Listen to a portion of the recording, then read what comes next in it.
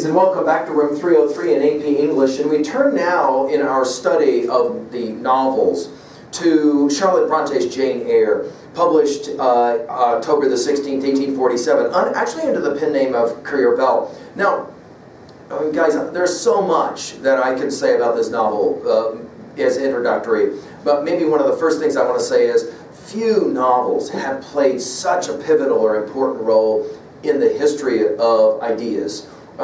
You know how we use this term Bildungsroman? When we were talking as early as Homer's Odyssey and the Telemachus story and the coming-of-age story, that Bildungsroman story, we'll see it over and over again in the development of an individual, right? Culminating, some have argued, with James Joyce's Portrait of the Artist as a Young Man.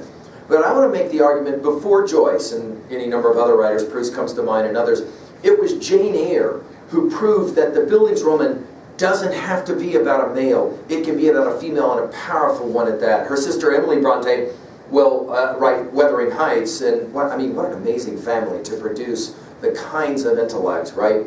Charlotte Bronte has been called by a scholar the first historian of the private consciousness, and I think that this is a fair representation of what it is that Charlotte Bronte pulls off. Here, in many ways, we will see the birth of the stream of consciousness writers like Joyce and Faulkner and other important writers, who, by the way, all of them commented on how Jane Eyre was a powerful exemplar for them in their life as a writer. Really brief biography of Charlotte Bronte before we get into the novel itself for a few seconds. She was born in April of 1816, dies the 31st of March, 1855. I mean, just think about that date, 1855, and think about, for example, Walt Whitman's Leaves of Grass being published in America, just to give you a sense of the cultural milieu on both sides of the Atlantic. She is the eldest of three sisters. She actually served as a governess for a while, very much like Jane Eyre, the heroine of the novel. She tried to run a school for a while, couldn't attract enough students, ultimately decided to try her hand at writing novels, and her second novel is Jane Eyre, published, as we said, in 1847. Tragically, she died way before her time. She had a child, and there were complications with the pregnancy to follow, and she ends up tragically dying. We often wonder what kinds of work she could have produced if she could have remained alive longer.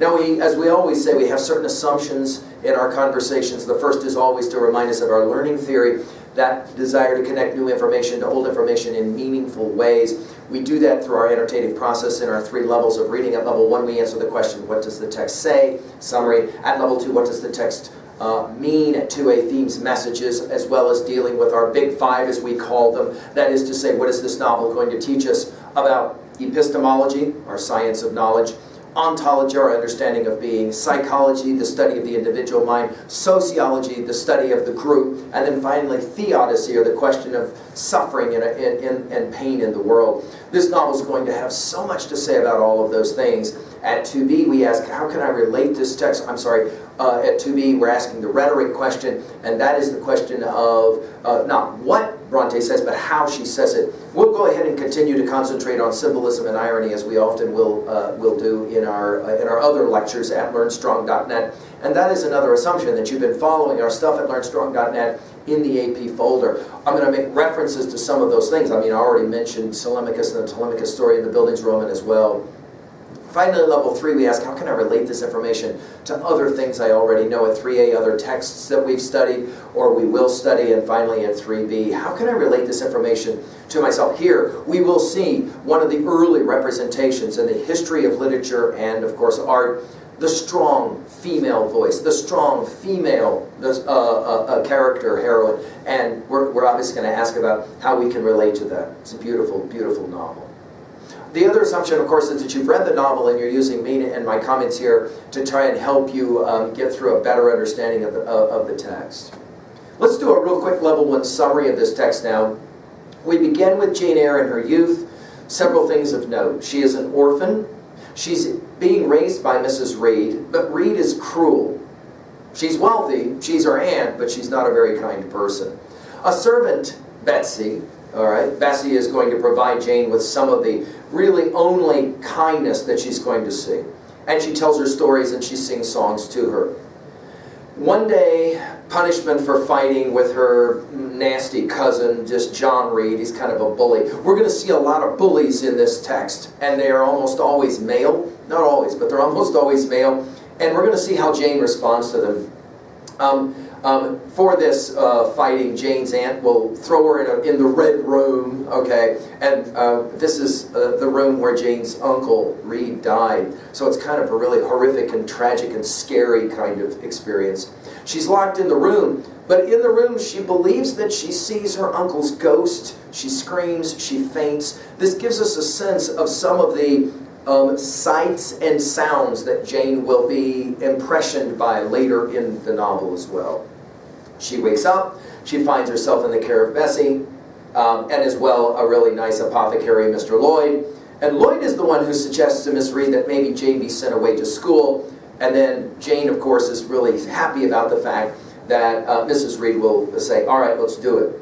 Lowood School is the place where she will go. Now, you will find in our Learn Strong offerings in the folder called Senior A, you will find a lecture on Jane Eyre there, and it's just a brief cutting from the novel Jane Eyre, specifically focusing on the school at Lowood. And we use that reading along with a reading from Dickens' Hard Times to talk about Victorian schools. You can go and find that information at learnstrong.net. It is to Lowood that Jane goes. But this is not going to be the happy experience that she thought it was going to be. The headmaster, Mr. Brocklynghurst, is, he's cruel, he's unkind, he's very, very critical, he's abusive, and again, we have another male in the story who's going to be a bully, right? Brocklynghurst will preach poverty as an important doctrine as well as privation to his students, and he uses the school funds to live a wealthy life of his own for himself and his family, which the hypocrisy, let's put this in our notes. Jane from an early age learns to loathe the hypocrisy. We could say the hypocrisy of the patriarchy. Certainly she sees a whole lot of corrupt ideas buried within the notion that because I'm a man I get to tell you what to do. Certainly has problems with that. At Lowood, Jane has a friend, Helen Burns. She's a beautiful character. She's strong. She's, in many ways, scholars have called her martyr-like. And no doubt, she will accept all of the disgusting things that happen in the school. They treat her very badly. She tries to see them as helpful. And Jane, of course, has serious, serious problems with this idea. This will be one of the questions of the theodicy of this novel, as we have sometimes said before. The theodicy, the question about what are you going to do when bad things happen to you. And it will be Helen that kind of starts to teach Jane this idea of not asking why did this happen to me, but rather why did this happen for me. We'll come back to that idea. We're going to have a typhus epidemic, which of course happened during the time of Bronte's life herself. She was acutely aware of how an epidemic could come through and all kinds of children could get wiped out in a matter of months. This typhus epidemic is going to come through Lowood. Helen is going to die of consumption and poor treatment, we might say. And the epidemic also results in Mr. Brocklynghurst having to leave, right? It attracted attention to the terrible conditions at Lowood. After a group of more sympathetic men take Brocklynghurst's position or place, Jane's life begins to improve dramatically, and for the next 8 years now, she'll spend time at Lowood, 6 as a student, 2 as a teacher, and after teaching for 2 years, she begins to want new experiences. Put this in your notes. This is Jane as Odysseus, or the Odyssean character, or the Ulyssian character from Dante's Divine Comedy Inferno, as we talked about it there. That longing for new adventures. It will be the voice of Tennyson's Ulysses. I cannot rest from travels. I will drink life to the lees, to follow knowledge like a sinking star beyond the utmost bounds of human thought. That poem, Ulysses, we've given a lecture on it at learnstrong.net. You'll find it there if you're interested. But that same notion, Jane as explorer, Jane as curious, Jane as loving adventures. And so we're going to see it here. So she accepts a governess position at Thornfield, okay, this large manor. She's going to teach a beautiful little French girl named Adele. And Adele has a lot of energy and spunk. We think of Jane as young and what she might have been right away if she had had the level of attention that Adele will have. The housekeeper, Mrs. Fairfax, kind of runs the place. And so again, we have a strong woman kind of taking charge, right? Now, Jane's employer, the guy that runs this thing at Thornfield, Rochester is his name, he is another bully. Dark, strongly passionate individual. I say dark as in he's always kind of, melancholy, lugubrious, not a happy-go-lucky kind of guy at all. What's interesting about him, though, is that the very first time he sees Jane, he comments on how plain she is, and yet, ironically, and this is going to be one of the real ironies of the novel, Jane will begin to find herself having feelings for Rochester, and Rochester will begin to have feelings towards Jane, especially once she saves him from a fire one night, which he says was started by this drunk servant, Grace Poole. But Poole's not relieved from work at Thornfield, which begins to let Jane think that maybe something's going on here, and put it in your notes. One of the ways to read Jane Eyre, I mean, there's so many ways to read this amazing novel, but one way is a mystery novel, and certainly Victorian readers loved that kind of way to read this novel. That is to say, something's going on at Thornfield. I don't know exactly what, but I've got to figure out what's going on. Now, Rochester's into a girl named Blanche, and she is perfect in every way. She's wealthy, she's well established within class. There's certainly a reading of this novel, no doubt. But instead, ironically, Rochester will propose to Jane. She accepts, she can't believe it, right? Like, how is this even possible that this is happening to me? We have the wedding day. Pivotal moment in the novel of all the conflicts, this is central to them, right? Pivotal day, wedding arrives, Jane and Rochester are preparing to exchange their vows, and then all of a sudden, right before the ceremony is ready to be finalized, Mr. Mason will cry out. They can't marry, because Rochester, well, he already has a wife. Mason will introduce himself as the brother of that wife, and a woman named Bertha. Now, he will say, Mason, that Bertha is actually alive. Rochester married this Bertha when he was a young man in Jamaica. She's still alive.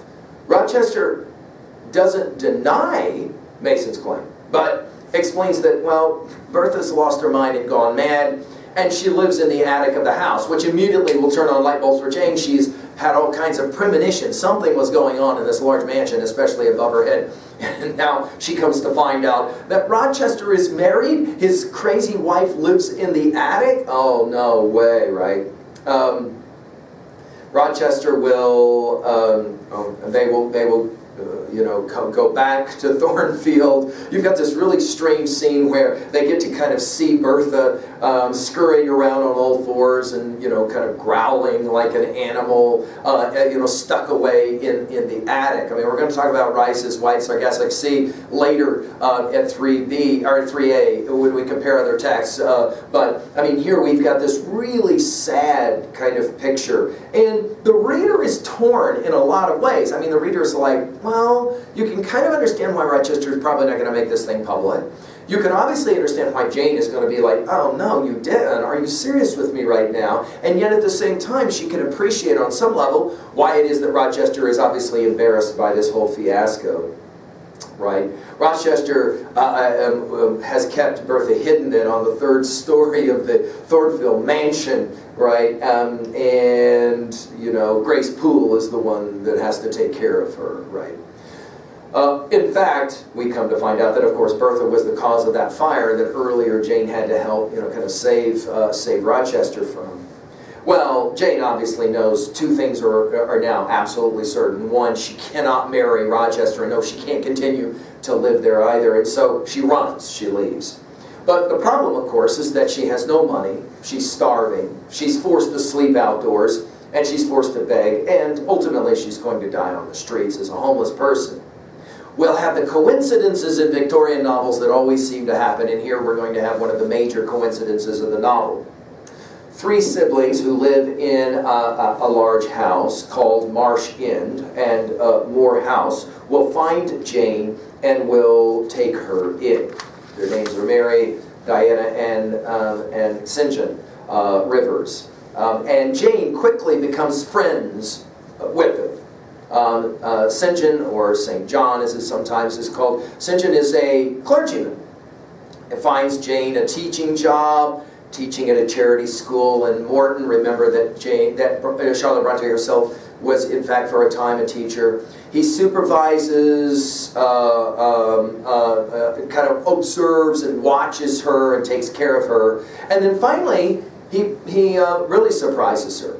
He declares one day that her uncle, John Eyre, has died and left her a huge fortune, 20,000 pounds. So all of a sudden, she goes from having nothing to having this amazing amount of funds. Jane asks, how'd you get your news? And then he shocks her even further by telling her, well, that your uncle was my uncle. Jane and the Riverses are cousins. In other words, you're related to me. You're my cousin. And then Jane immediately decides to share her inheritance equally with her newfound relatives. This is a hallmark of Jane. She's charitable. Okay? She isn't greedy. She's immediately ready to show that level of hospitality. That level of hospitality shown to her. By the way, that notion of hospitality, you'll remember from our study of Homer's Odyssey, the Iliad and the Odyssey, but especially the Odyssey, and that notion of xenia, that notion of showing proper hospitality to the stranger. Here we'll have the reciprocal kind of action and back. Satan then will decide that it's time for him to go to India as a missionary. He asks Jane, will you come with me as my wife? So now you have Jane being proposed to for the second time. And Jane does agree to go to India, but she kind of says, no, I'm not gonna marry you because I don't love you. And this is an interesting moment in the novel as well. Jane could take the request of marriage, but she elects not to because she's honest enough to admit, I don't love you. By the way, this notion of marrying your cousin is something that in the Victorian novels we will see a number of times, and even in the novels of Jane Austen, who we've not mentioned to this point, but Austen is an important writer in this same genre, no question about it. And you're going to see every once in a while that kind of thing between the cousins, all right? But she can't do it, right? Even when pressured by Sejong, she almost reconsiders and she almost gives in. But then she realizes that she can't forget about Rochester, right? She's kind of abandoned him, but she realizes that she's still in love with him. And then one night, this is one of those bizarre moments in a Victorian novel that we'll have. One night, she swears she hears his voice, Rochester's voice, calling to her over the moors, right? The bad lands with the swampy area.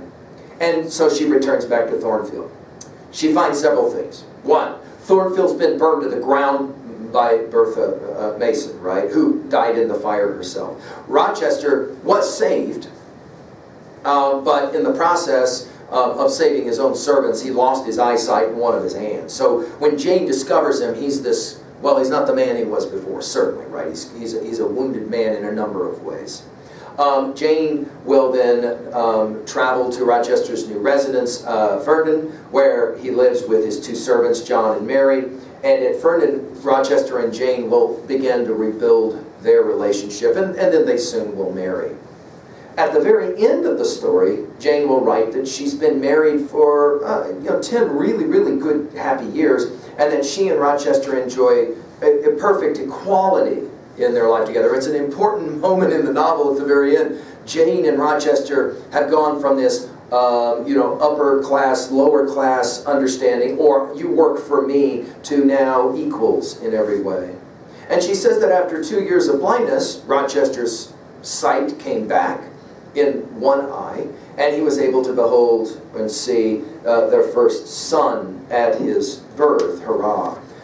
Well, that's how the novel ends. It's an amazing novel in so many ways. Let's talk about our big five as we talk about it in 303. What does this novel say about, first of all, epistemology, that notion of what it is that you can know? Well, notice that this novel will make the argument that the absolutist position, I am certain that I'm right and you're wrong, doesn't work out very well at all epistemologically. But neither does the relativist position either. And to that degree, this novel argues for what we in 303 call the fallibilist position epistemologically. I think I'm right, but I could be wrong. What makes Jane, epistemologically, such a heroine is that she's willing to challenge her own views and not just take things always at face value. And when she's fooled, right, in her knowledge, she recognizes that it's a part of life, even though an obviously disturbing part of life. What does this novel say about ontology? Well, here, of course, we have a strong woman who develops into a strong woman. And how does she do that? Well, obviously through a whole lot of pain and suffering. More particularly, ontologically, we see the growth, the evolution, the growth of an individual. And that's a powerful, powerful thing to witness as one reads the novel and experience it. What does the novel say about psychology? Well, the theme of madness is a central one in this novel, and the theme of the disequilibrated mind. I mentioned Jane Rice's 1966 novel, The White Sargasso Sea, which is a brilliant novel. I hope that you'll pick it up and take a look at it. It tells the story of Bertha from the other side and what it is that led to Bertha's insanity and the tragic kinds of effects of that, the ripple effects of that. Which leads us to the next of our big five, the sociological perspective. Well, the role of class is for sure discussed in this novel. It is a powerful critique, as well as the role of education and that notion that you are your education and your educational opportunities. Finally, in our big five, the question of theodicy. I don't think there's any doubt that when you read this novel, it's clear that what Charlotte Bronte is arguing is that when bad things happen to you, you have to stop asking, why did this happen to me? And learn to ask, why did this happen for me? Don't see yourself as a victim. And I think in many ways, the young Jane Eyre is impressioned by Helen Burns in this regards, and then lives out that kind of notion through the rest of her life, helping, of course, Rochester to kind of come back from the terrible things that have happened to him by the end of the novel. In terms of our messages, well, we have several. We just mentioned it. The pain and suffering obviously is a propedeutic. It's clearly instructional. Also, of course, faith is a big part of this novel. Believing in what you hold to be sacred and not letting go of that, in the end, will lead you to some kind of success in your life. Also, don't underestimate the power of the human spirit, right? And, of course, the power of love. Love does conquer all by the end of the novel. In other words, you have to be sure that you know